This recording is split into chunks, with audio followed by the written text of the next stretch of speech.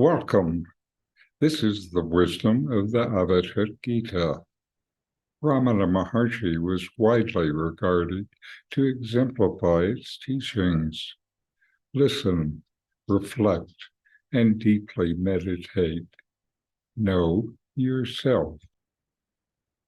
This is Richard Clarke. Today I'll read from and comment on Chapter 1, verses 49 and 50, saying, "The true self is beyond," and give inquiries for each verse to deepen your experience.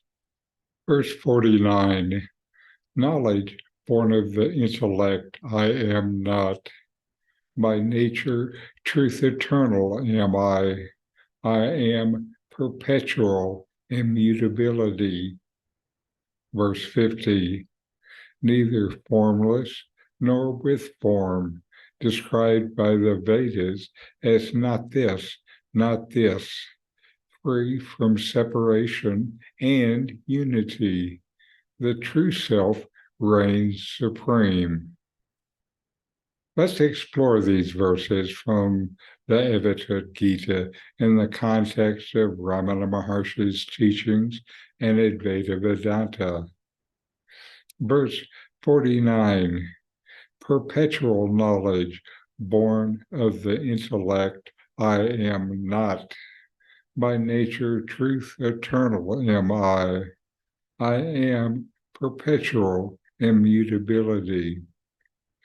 In verse 49, the sage emphasizes the non-conceptual nature of the true self, the self, called Atman in Advaita Vedanta.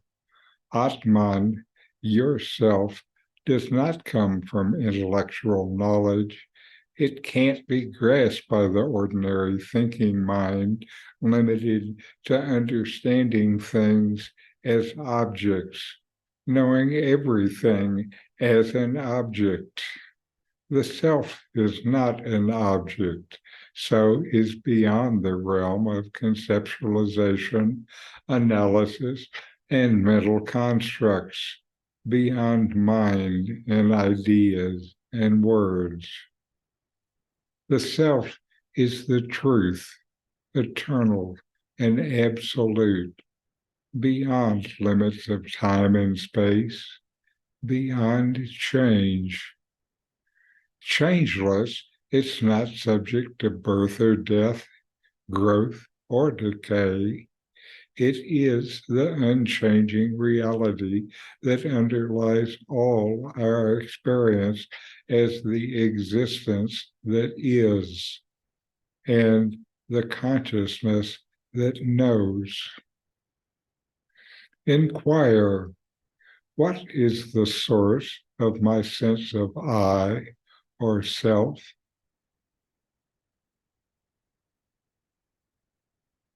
Am I aware of my existence right now without relying on any thought or concept? Verse 50, neither formless nor with form, described by the Vedas as not this, free from separation and unity. The true self reigns supreme. Verse 50 dives into the paradoxical nature of the self. The true self is beyond both form and formlessness. It can't be limited to any particular shape or appearance, nor can it be defined as formless void or nothingness. The self is beyond all attributes and descriptions. The true self is always what knows and is known. Now, this moment. Not this refers to the ancient Vedic teaching of neti. Not this, or neither this nor that. This negation guides you to recognize that the ultimate reality cannot be confined to any specific thing or idea.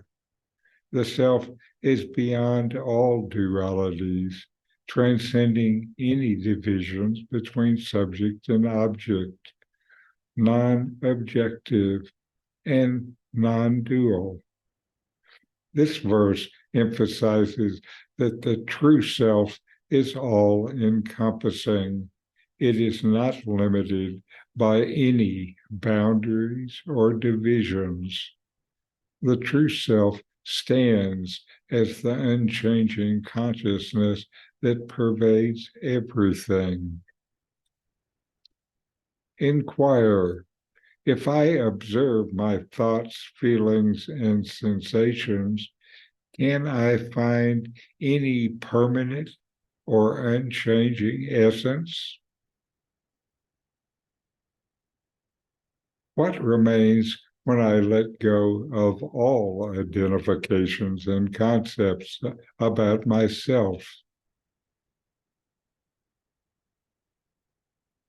Advaita Vedanta and the Avadhut Gita require deep contemplation and spiritual maturity. Expect to spend a considerable amount of time studying the teachings, engaging in self-inquiry, and meditating to realize the truth of these profound insights. Truth is realized by direct experience. It's not a thought. So inquire, know yourself, and be always free and at peace.